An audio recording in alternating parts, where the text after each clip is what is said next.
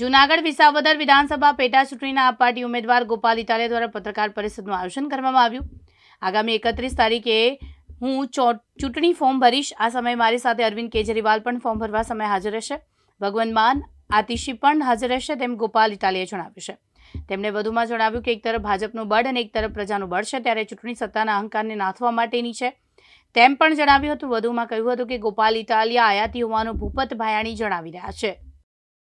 આવતા શનિવારે એટલે કે 31મી તારીખે મારું ચૂંટણીનું ફોર્મ ભરવા માટેની તારીખ નક્કી થઈ છે।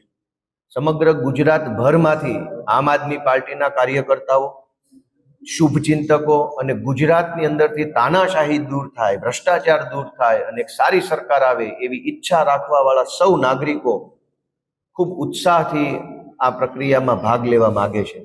31મી તારીખે શનિવારે મારું ચૂંટણીનું ફોર્મ ભરવાનો કાર્યક્રમ વિસાવદરમાં જાહેર કરવામાં આવ્યો છે। એમાં અમારા આમ આદમી પાર્ટીના રાષ્ટ્રીય સંયોજક અને દિલ્હી સરકારના પૂર્વ મુખ્યમંત્રી માનનીય અરવિંદ કેજરીવાલજી ઉપસ્થિત રહેવાના છે। આ કાર્યક્રમની અંદર પંજાબના લોકપ્રિય મુખ્યમંત્રી ભગવંત માન સાહેબ ઉપસ્થિત રહેવાના છે અને આ કાર્યક્રમમાં દિલ્હીના પૂર્વ મુખ્યમંત્રી આતિશીજી પણ ઉપસ્થિત રહેવાના છે।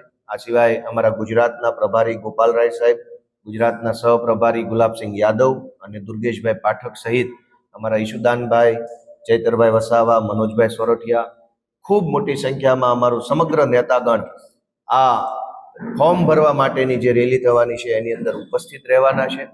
અને એટલે હું વિસાવદર, ભેસાણ અને જુનાગઢ ગ્રામ્ય પંથકના સૌ જે મતદાતાઓ છે, કાર્યકર્તાઓ છે અને આ રેલીની અંદર મોટી સંખ્યામાં સામેલ થવા માટે આહવાન કરું છું, આમંત્રણ આપું છું, વિનંતી કરું છું। અને ગુજરાતના ઇતિહાસની ઐતિહાસિક ચૂંટણી આ વિસાવદરમાં થવા જઈ રહી છે।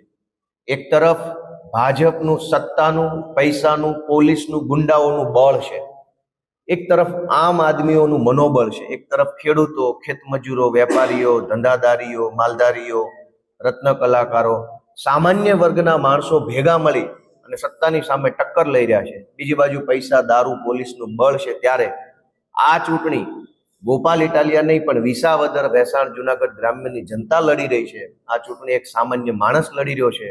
આ ચૂંટણી સત્તાના અહંકારને નાથવા માટે અને સામાન્ય માણસના, ખેડૂતોના, મજૂરોના મુદ્દાઓ વિધાનસભા સુધી પહોંચાડવાની આ ચૂંટણી થવા જઈ રહી છે। ત્યારે આ ચૂંટણી CR પાટીલ ક્યાંના છે? ચોકીના છે, વડાલના છે, કાથરોટાના કયા ગામના છે? અને કિરીટ પટેલ કયા ગામના છે? જુનાગઢમાં એનું કયું ગામ છે? એટલે બોલવું સારું છે, મોટી મોટી ફિલોસોફી કરવી, ભૂપતભાઈ ને ભાજપની ટોળકી જે કઈ કરી રહી છે, કિરીટ પટેલનું કયું ગામ છે? જુનાગઢ જિલ્લા સહકારી બેંકના ચેરમેન જુનાગઢ જિલ્લાના વતની નથી તો ભૂપત ભાયાણીને ભાજપ વાળાને વાંધો નથી। જેના ઘરમાં એક બકરી નથી બાંધેલી એ ડેરીના ડિરેક્ટરો બનીને ફરે છે તો ભૂપત ભાયાણીને વાંધો નથી।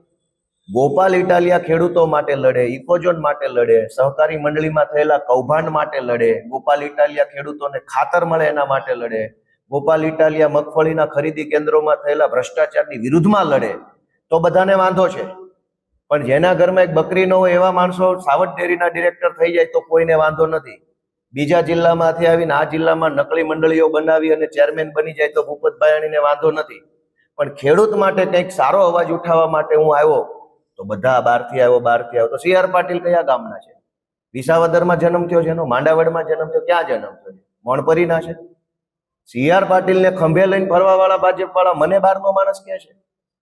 અને આ મેંદડા માણાવદરના સાંસદ સભ્ય ક્યાંના છે? કયા ગામના છે?